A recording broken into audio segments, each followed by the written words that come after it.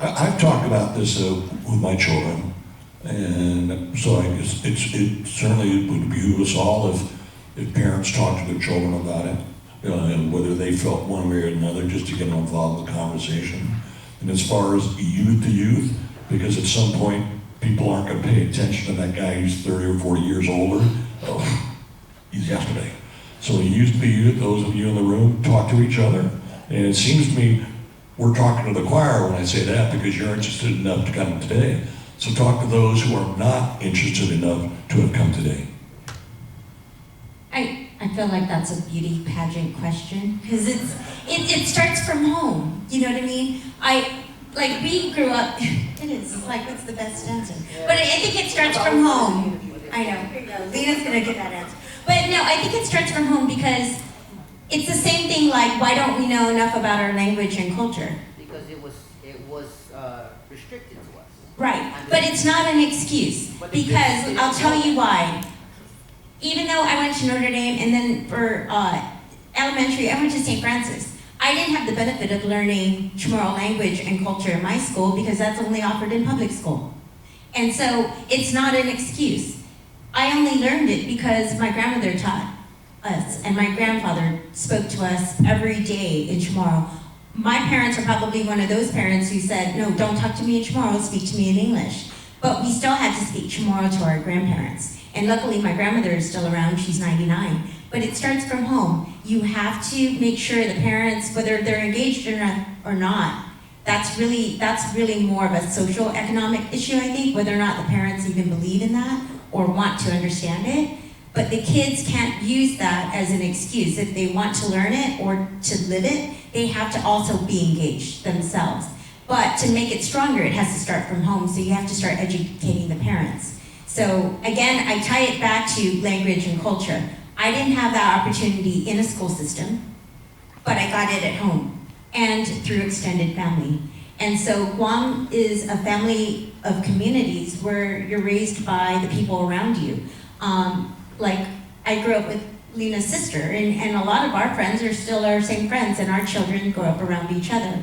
And so if you speak the language and you talk about your culture and you live your heritage, then they're gonna learn it, regardless if it didn't come from their home or not. But it has to start from home, I think. So you have to get the parents involved. But they won't go to PTA, right? So I'm gonna channel Phil Flores and say, let's bring it back to self-determination. And we need to be able to do a better effort than what we're doing right now. The reality is, you look at these tables around here, and they should all be packed. I was expecting to see a whole bunch of college students. You know, I think those, if you get anybody that's more of a dreamer of where things can become and change, is the university students, and they're shining by their lack of appearance. I wish there were more. The ones that are here are very committed, but you can do this in a triple down.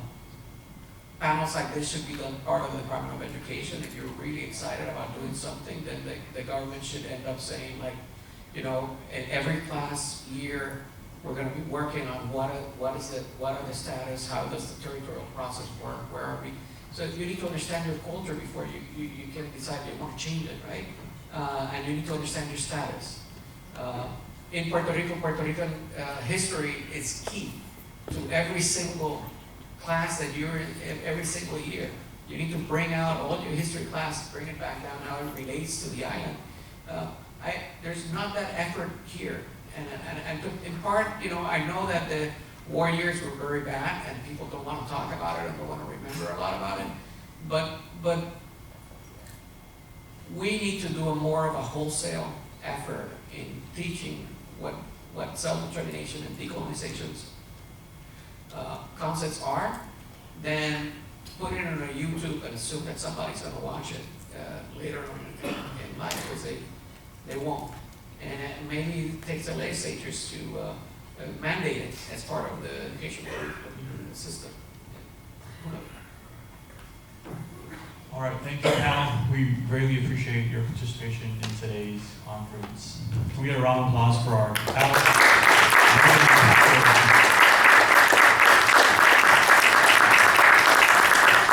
Thank you.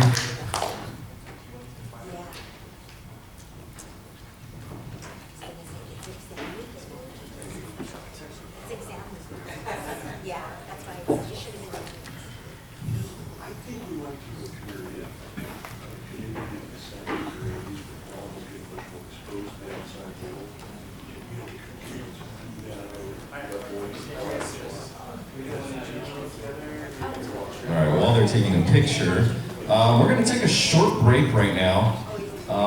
Please visit the vendor booths out there in the hall.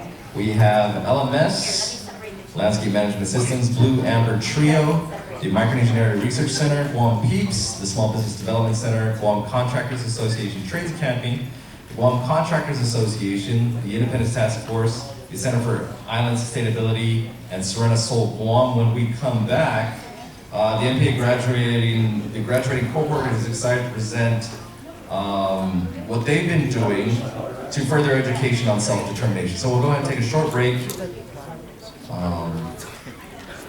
So we'll come back in 10 minutes.